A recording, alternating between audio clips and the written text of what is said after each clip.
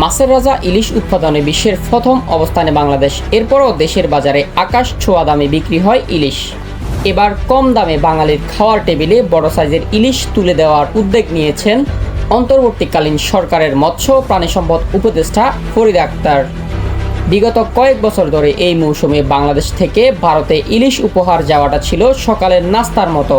তবে রাজনৈতিক দল পরিবর্তনের পর অবস্থার কিছুটা বদল হয়েছে। গত পূজার সময় ভারতে ইলিশের প্রথম যে চালান গেছে, ঠিক একই দিনে তার চেয়েও বেশি দামে ইলিশ কিনতে হয়েছে বরিশালবাসীকে। এখন বাংলাদেশ থেকে মাছ রপ্তানি বন্ধ। এমন অবস্থায় ভারতের বাজারে ইলিশ মাছের দাম বাড়ছে লাফিয়ে লাফিয়ে। আবার চোরাইভাবে ভারতে যাওয়া কিছু মাছ বিক্রি হচ্ছে অনেক বেশি দামে। শুধু ইলিশ নয়, বাংলাদেশ থেকে যাওয়া অন্যান্য মাছের দামও বেড়েছে ভারতের বাজারে। মঙ্গলবার রাতে এক প্রতিবেদনে এ তথ্য জানিয়েছে ভারতীয় সংবাদ মাধ্যম এনডিটিভি। প্রতিবেদনে আরও বলা হয়েছে, কলকাতা জনপ্রিয় মাছের বাজারগুলোতে শুধু ইলিশ নয়, বাংলাদেশ থেকে যাওয়া অন্যান্য মাছের দামও বেড়েছে ভারতের বাজারে।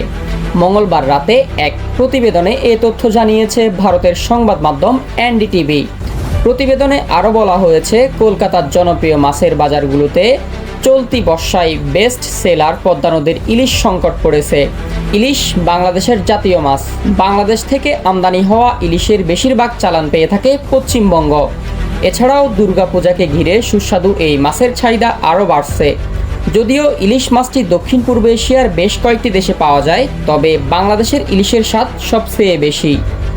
পশ্চিমবঙ্গ এবং ভারতের উত্তর পূর্ব অংশে মানুষের কাছে তো হট ফেভারিট।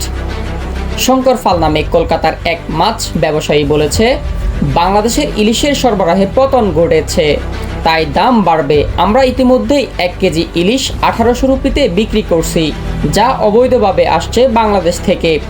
আগরতলায় আরেক মাছ বিক্রেতা তাপস সরকার বলেন, সরবরাহ কমে গেছে, তাই আমাদের দাম বাড়াতে হবে। এনডিটিভি বলছে, পশ্চিমবঙ্গের পর ইলিশ সরবরাহের এই সংকটের সবচেয়ে বেশি সমস্যার মুখে পড়েছে ত্রিপুরা। আগরতলার আরেক মাছ বিক্রেতা তাপস সরকার বলেন, সরবরাহ কমে গেছে, তাই আমাদের দাম বাড়াতে হবে। এনডিটিভি বলছে, পশ্চিমবঙ্গের পরে ইলিশ সরবরাহের এই সংকটের সবচেয়ে বেশি সমস্যার সম্মুখীন হয়েছে ত্রিপুরা। ভারতের উত্তর পূর্ব অঞ্চলের এই রাজ্যটি পদ্মার ইলিশের প্রধান ক্রেতা এবং এখানে সুস্বাদু এই খাবারের সরবরাহ বন্ধ হয়ে গেছে। বাংলাদেশের সাবেক প্রধানমন্ত্রী শেখ হাসিনা তার বিখ্যাত ইলিশ কূটনীতির অংশ হিসেবে আগস্ট থেকে অক্টোবর পর্যন্ত ভারতের বার্ষিক ইলিশ রপ্তানির সুবিধা দিতেন, যা বাংলাদেশের বর্তমান সরকার বন্ধ রেখেছে। 2012 সাল থেকে অন্যান্য দেশে মাছ বিক্রি বন্ধ থাকলেও ভারতে মাছ বিক্রি অনুমতি ছিল। এখন বাংলাদেশ থেকে ইলিশ মাছ রপ্তানি বন্ধ। Lifestyle story hub, Zahid Chowdhury, ধন্যবাদ।